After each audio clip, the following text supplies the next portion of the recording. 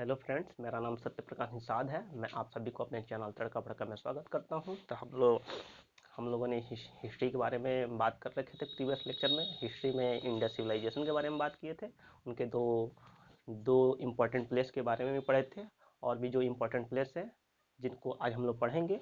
हमारा आज का जो टॉपिक है चंद्रहुदड़ो की जो खोज हुई थी 1931 ईस्वी में गोपाल मजुमदार ने की थी। ठीक है, ओके।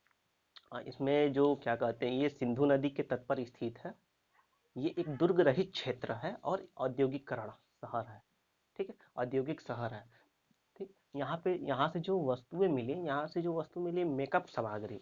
अब मेकअप सामग्री में ये होता है कि जैसे काजल, टिकली टिकली लिपस्टिक, मनका, शीशा, कंघी, ये आदि सब मेकअप सामग्री में आ सकते हैं। ठीक, अगला पॉइंट है हमारा डॉग। ठीक है, इसमें जो डॉग था, बिल्ली के पीछा करता हुआ बिल्ली का पीछा करता हुआ डॉग के निशान दिखाई दिए। यानी बिल्ली का पीछा करता हुआ डॉग के निशान, यानी इनके पैरों के निशान निशान के साक्ष्य मिले। तो इससे वहां पे ये अनुमान लगाया कि एक बिल्ली आगे भाग रही है, उसका पीछा करता हुआ उसके पीछे कुत्ता भाग रहा है। ठीक है, डॉग भाग रहा है। ओके, हमारा अगला पॉइंट है रोपड़। रोपड़ की जो खोज हुई थी 1953 ईस्वी में जगदत्त शर्मा ने की थी। ओके, इसकी 1953 ईस्वी में जगदत्त शर्मा ने इसकी खुदाई की थी। ये पंजाब के सतलज नदी के किनारे स्थित है। ओके, इसका यहाँ पे एक साक्ष्य जो मिला कि मालिक के जो पालतू जो जानवर होते हैं, इनके मालिक के शव के साथ ही उन्हें दफना दिया जाता था। यहाँ से इसके भी साक्ष्य मिले कि यानी कि मालिक के साथ कुत्ता हुआ या किसी भी जानवर हुआ जो उनके पालतू थे, उनके शव को भी उनके साथ साथ दफनाया जाता था। यहाँ पे इनके साक्ष्य मिले। ठीक है, ओके। अब हमारा अगला पॉइंट है वन वनआवली। ठीक है, वनआवली जो है, इसकी जो हमारी खुदाई कार्य था, वनावली की खुदाई कार्य रविंद्र सिंह ने की थी। ये हरियाणा के रंगोई नदी के किनारे स्थित है। ओके, हरियाणा के रंगोई नदी के किनारे स्थित यहाँ के जो सड़कें थे, यहाँ के सड़कें टेढ़े मेढ़े थे, टेढ़ी मेढ़ी थी। यहाँ पे इसमें एक दो पॉइंट और है बनावली में। यहाँ पे जो जल निकास की व्यवस्था थी, यहाँ पे जल निकास की व्यवस्था थी ही नहीं। ओके, यहाँ पे जल निकास की कोई व्यवस्था नहीं थी। यहाँ पे घरों में सोखता पाया गया। अब सोखता बोले तो जैसे घर है, घर के बाहर जैसे गड्ढा खोद के उसमें पानी, जैसे घरों के जो कचड़े होते थे, नाली वाली की जो पानी होती थी, उन गड्ढों में बहाया जाता था। तो उसे जैसे सोखता कहा जाता है। जैसे बोले तो अगर उसमें पानी जैसे दो गड्ढा खोद दिया जाता, जैसे गड्ढा बना दिया जाता था, नालियों के पानी उसमें जाते थे। जैसे एक गड्ढा भर जाता था, उस नाली को दूसरे गड्ढे में लगा दिया, जैसे दूसरे गड्ढे की तरफ मोड़ दिया जाता था, ताकि नाली का पानी दूसरे गड्ढे में जाए, और जो पहला गड्ढा था उसमें का पानी निकाल के कहीं और फेंक दिया जाए, ताकि वो तब तक के लिए सूख जाए। तो उसे सूखता कहा जाता। तो वहाँ पे जैसे बनावली में घरों में सूखता पाया गया। ओके, अब हमारा अगला पॉइंट है हमारा कालीबंगा। कालीबंगा का अर्थ होता है काली मिट्टी की चूड़ियाँ। ठीक है, तो यहाँ पे हमें काली मिट्टी की चूड़ियों के भी साक्ष्य मिले। अलंकृत ईंटें मिली, अलंकृत चूड़ियाँ मिली, मनका मिला। वहाँ पे ठीक, खेतों के हल जो मिट्टी के बने हुए थे, जो खेतों के हल थे वो जो मिट्टी के इससे ये सिद्ध होता है कि वहाँ पे खेती की जाती थी। ओके, अगला पॉइंट है इसमें हवन कुंड। ठीक है, यहाँ पे हवन कुंड के साक्ष्य मिले।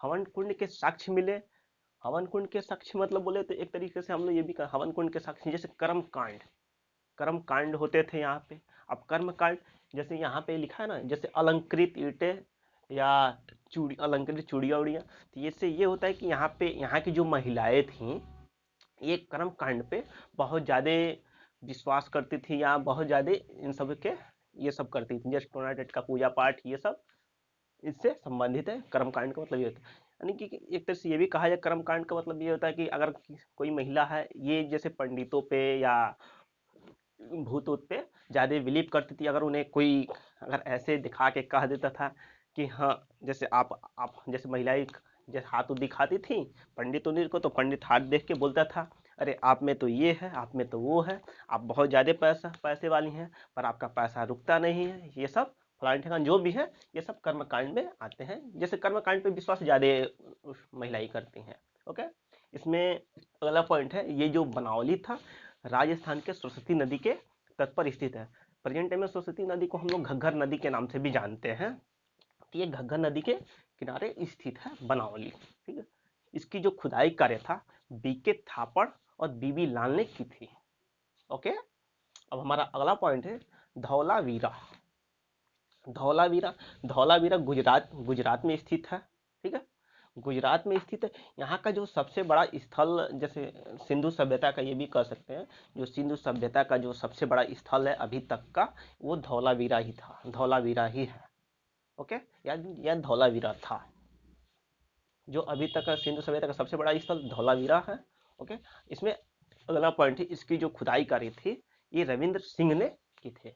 धौलावीरा की खुदाई कार्य रविंद्र सिंह ने की थी। ये गुजरात में स्थित है। यहाँ का सब सिंधु सभ्यता का सबसे बड़ा स्थल हमारा धौलावीरा है। ओके, अब हम लोग अपने अगले पॉइंट पे चलते हैं। अगला पॉइंट है हमारा लोथल सॉरी, अगला पॉइंट है हमारा सुरकोटदा। सुरकोटदा सुरकोटदा गुजरात में स्थित है। ओके, सुरकोटदा गुजरात में, यहाँ से कलश सावधान के साक्ष्य मिले, छोटे बंदरगाह और घोड़े की हड्डी, और ये पश्चिम जैसे पश्चिमी छोर पे। अब गुजरात सुरकोटदा गुजरात में स्थित है। अब गुजरात में कहाँ पे इसे, जैसे गुजरात के सबसे पश्चिमी पश्चिमी छोर पे स्थित है। यानी सिंधु सभ्यता, ये भी कह सकते हैं जो सुरकोटदा है सिंधु सभ्यता के सबसे पश्चिमी हिस्से यानी पश्चिमी छोर पे स्थित है। यहाँ पे कलश सावधान मिले, कलश सावधान मिले, कलश सावधान मिले, ये कह सकते हैं जैसे उस टाइम के जैसे मृत्यु हो जाती थी तो उन्हें जला उला के कलश में भर के जैसे सावधान यानी बहा नदियों में बहा दिया जाता था। इसका मतलब ये होता है कि यहाँ पे कलश सावधान सावधान मिले। ओके, अब हमारा अगला पॉइंट है छोटा बंदरगाह। यानी कि जो सुरकोटदा है सिंधु सभ्यता, सुरकोटदा में जो बंदरगाह था सिंधु सभ्यता की सबसे छोटी बंदरगाह, छोटा बंदरगाह था। और यहाँ पे घोड़े के हड्डियों मिले, हड्डियों के साक्ष्य मिले। तो यहाँ इससे ये पता चलता है कि जो सुरकोटदा के लोग थे वो घड़ी जैसे घोड़ों से परिचित थे। ठीक है, वहां पे तभी तो घोड़े के हड्डियों के साक्ष्य मिले। ओके, ये हमारे सुरकोटदा सबसे पश्चिम छोर पे स्थित, सिंधु सभ्यता का सबसे पश्चिम पश्चिम छोर पे स्थित है।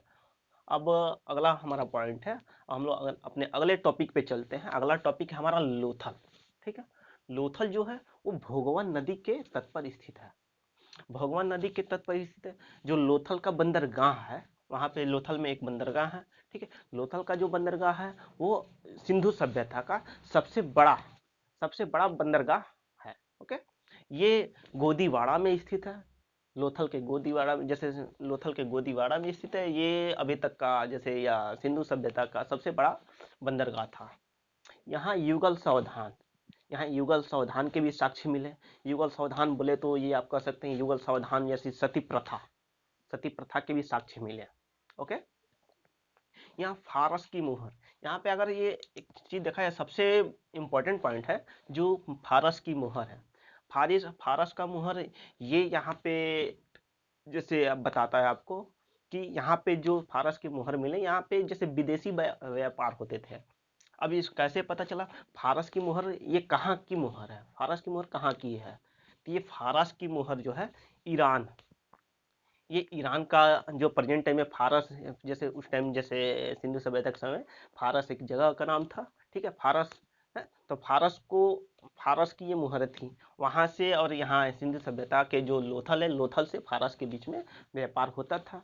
ओके, तो से व्यापार, अब फारस वहाँ की मुहर थी, फारस का जो प्रेजेंट टाइम में नाम है इस टाइम, उसे ईरान के नाम से जाना जाता है। ओके, यहाँ पे हाथियों के दांत मिले। अब हाथियों के दांत मिले, इससे ये पता चलता है कि जो लोथल में हाथियों के दांत के साक्ष्य मिले हैं, वहाँ पे हाथियों के दांत का बहुत बड़े पैमाने पे कह सकते हैं कि व्यापार होता था। ठीक है, यहाँ पे दरवाजे, ठीक है, जो यहाँ पे दरवाजे थे, ये दरवाजे के जो मुंह थे जैसे, या दरवाजे जो खुलते थे, ये सड़क की तरफ खुलते थे। ठीक है, यहाँ पे जो दरवाजे खुलते थे ये सड़क की तरफ खुलते थे। ओके, अब इसमें हमारा एक अगला टॉपिक है वो देख लेते हैं। रंगपुर के बारे में।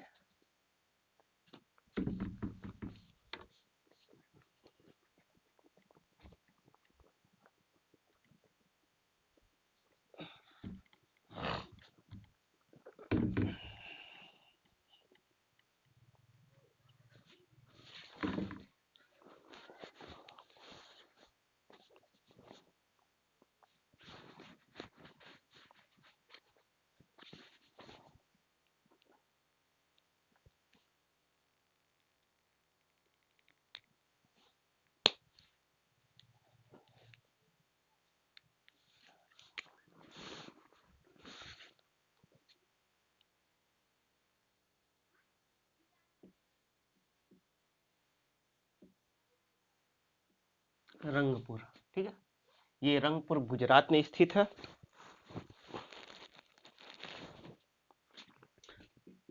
ये हमारा कौन सा पॉइंट था, हमारा लमसम 9वां पॉइंट था, ठीक है। गुजरात में स्थित है। यहाँ पे धान की भूसी के साक्ष्य मिले।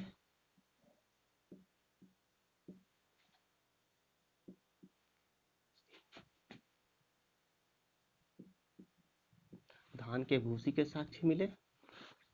और यहाँ पे ये सिंधु सभ्यता का सबसे बड़ा स्थल था, जो हरियाणा में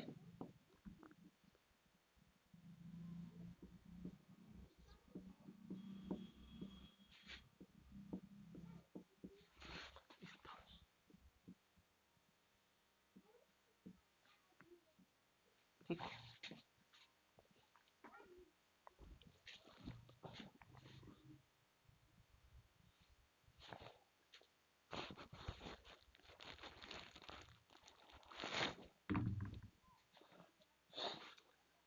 रंगपुर में जो राखीगढ़ है, राखीगढ़ इस,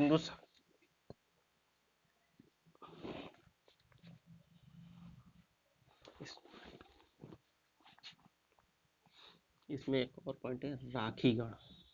राखी अरे राखी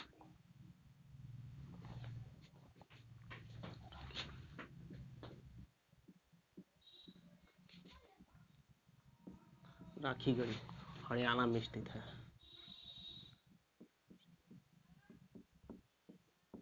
हरियाणा में स्थित है, ठीक है। उसके बाद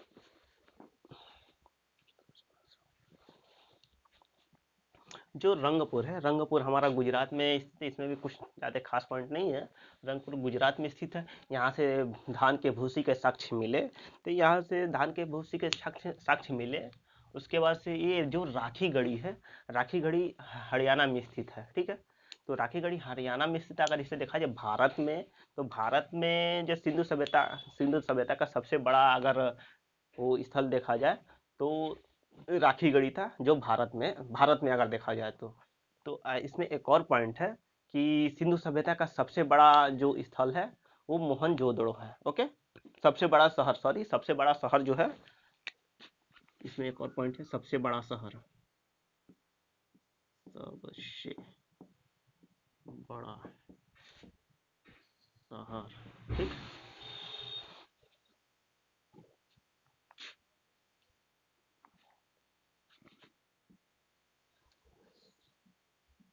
जो सबसे बड़ा शहर है हमारा मोहनजोदड़ो है।